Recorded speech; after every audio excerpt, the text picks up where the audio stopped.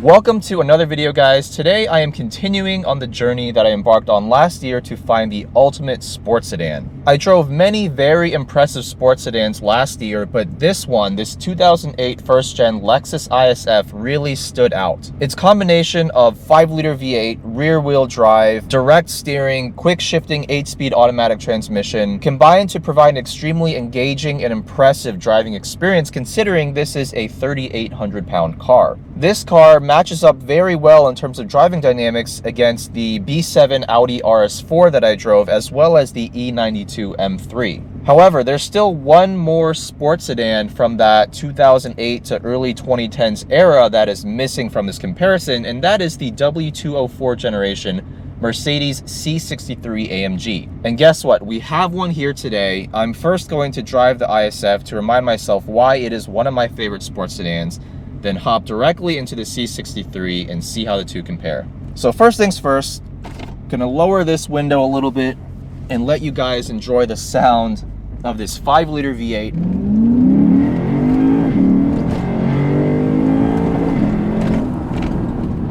Revs all the way out to 6,800 RPM, 416 horsepower, 371 foot-pounds of torque.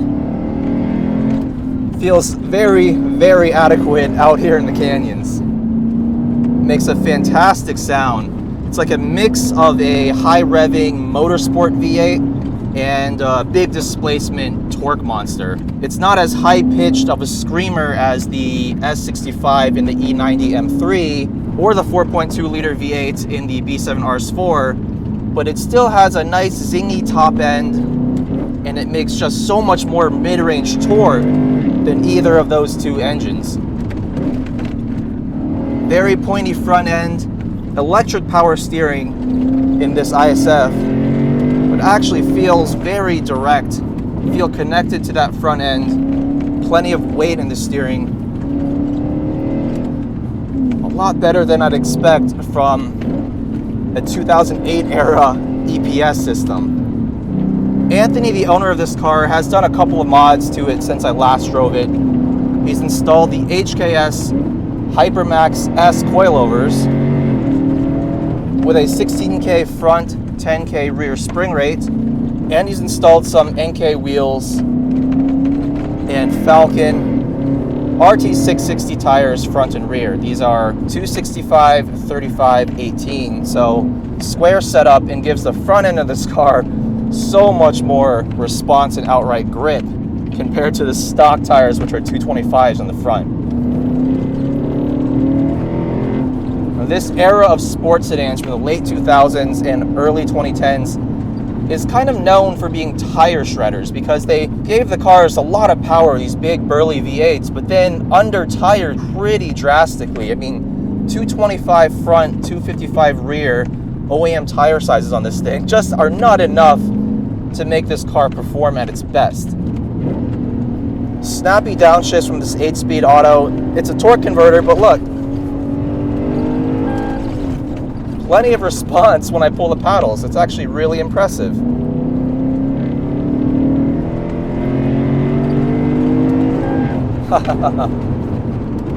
Now the coilovers do cause the car to bounce a little bit on this highly bumpy road, but overall body control is still pretty good from these HKS Hypermax S. No problem powering out of corners, plenty of mid-range torque. I'm curious to see how that big 6.2-liter V8 in the C63 compares. I mean, that makes even more torque than this thing. Love those rev match downshifts. This is a really good car.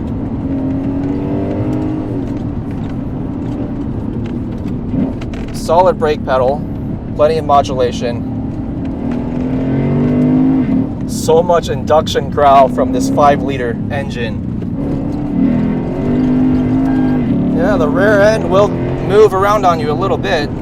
even with these RT660 track tires, this car just feels a lot more nimble than its 3,800 pound curb weight would suggest. I would say handling wise, this car is pretty close to an E92 M3. Now, these early pre-facelift model ISFs are currently selling for anywhere from around $20,000 for one with a lot of miles to upwards of $30,000 for mint low mileage examples. If you then hop over to the facelifted model, you're looking at $30,000 to $45,000. And one thing you'll notice when you're searching for these cars, compared to its German competitors, the owners tend to put a lot more miles on these Lexuses. I guess that's no surprise, considering Lexus has an excellent reputation for reliability. That also means that these cars tend to hold value better than its competition. So with that in mind, let us hop into the C63 AMG sedan and see just how it stacks up against one of my all-time favorite sports sedans.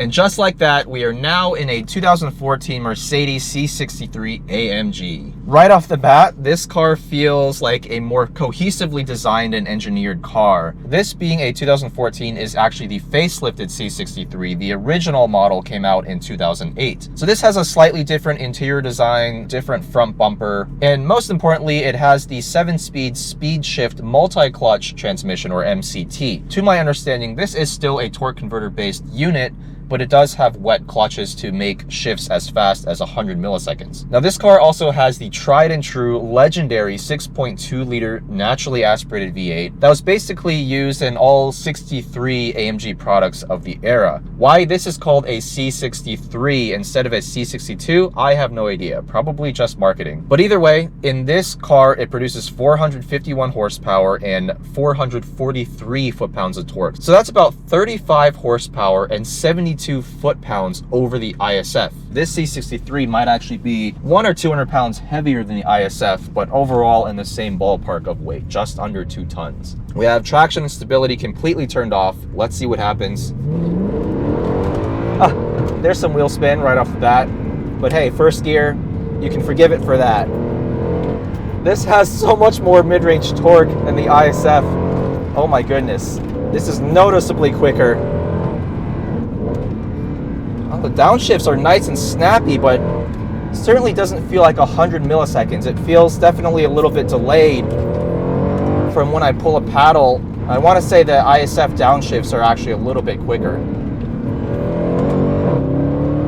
Ooh, fast car, very fast car.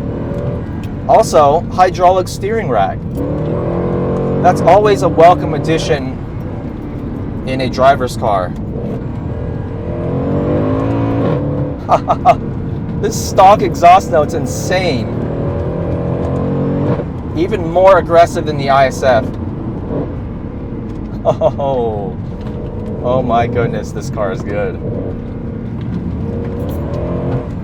Yeah, it'll get a little squirrely on you.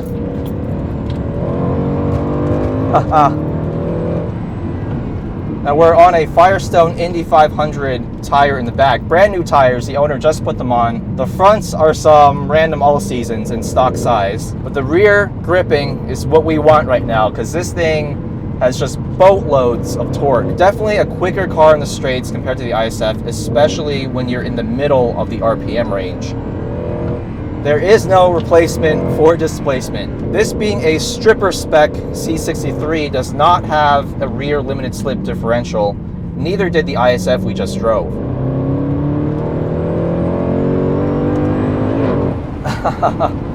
So yeah, there is a little bit of wheel spin coming out of corners. Yeah, see, when I pull the paddle to downshift, it just takes a little while before it responds. All right, got a little bit of one tire fire there. Yeah, this car is snappy. I think it really could benefit from a limited slip diff. And because of all that extra torque that this 6.2 liter produces, getting the rear end to step out is just a matter of giving it more than 50% throttle coming out of a corner. whereas the Lexus actually rewards you a little bit more for revving it out. And as a result, you actually feel like it's a little bit tamer. Now, how much of that is due to the tire advantage that the Lexus has, I'm not exactly sure, but all I can tell you right now is that the C63 is more of a handful coming out of corners. These two engines are more different than I expected. On paper, the C63 revs to 7,200 RPM, which is a little bit higher than the Lexus's 6,800 RPM. And yet, I feel like I want to rev the Lexus's engine more because of that relative lack of mid-range torque. Now, in terms of sound, the C63 no doubt sounds more like a muscle car. It has that low, rumbly V8 tune, and it's actually louder than the ISF from outside.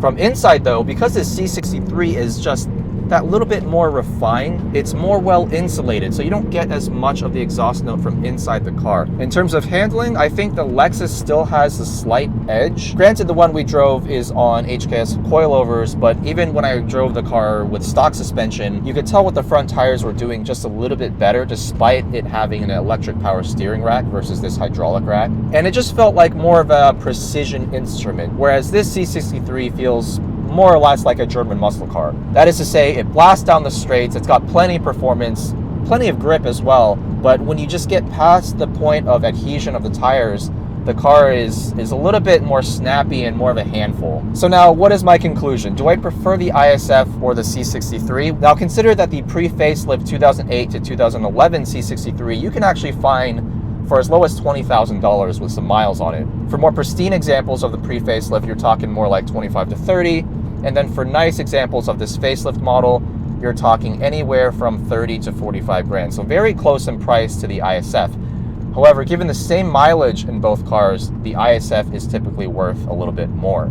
Taking that into account, as well as the driving dynamics of both of these cars, I gotta say, I still tip my hat to the Lexus ISF. It feels more like a precision driving instrument, and the reliability and the value of the ISF are not to be questioned. That being said though, the C63 is so much fun. It ranks very closely to the ISF in terms of overall driving enjoyment, and honestly, I was probably laughing a little bit more driving this car.